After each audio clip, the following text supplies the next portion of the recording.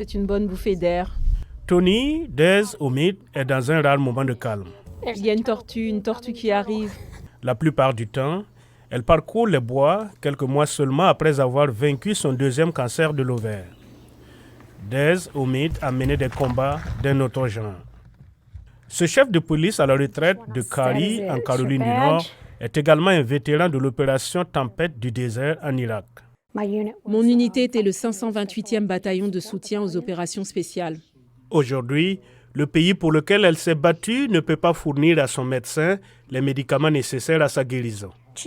Mon docteur est arrivé un peu énervé et m'a dit « J'ai de très mauvaises nouvelles. Vous ne pourrez pas recevoir votre corboplatine demain. » L'Université de l'Utah a constaté que les pénuries de médicaments aux États-Unis ont atteint un niveau record l'année dernière avec 309 médicaments manquants. La majorité d'entre eux sont des médicaments génériques bon marché comme le carboplatine.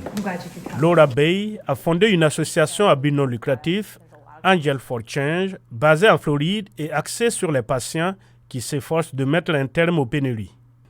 Le groupe approvisionne des hôpitaux entiers afin que les administrateurs puissent éviter de prendre des décisions difficiles concernant les patients malades. C'est le chef des acheteurs, le chef des pharmaciens, le chef des médecins avec une personne chargée de l'éthique qui ouvre les dossiers et disent qui va recevoir ceci et qui ne va pas l'avoir. C'est une stratégie actuelle d'atténuation des pénuries aux États-Unis. Le Congrès en a pris conscience. Nous n'avons pas pu traiter 90% des patients qui auraient dû recevoir des médicaments. Les experts attribuent les pénuries au coût peu élevé. Voici comment cela fonctionne. Un médicament générique injectable nécessite des tests et un développement approfondi. Il nécessite des protocoles de fabrication précis et l'approbation réglementaire de la Food and Drug Administration.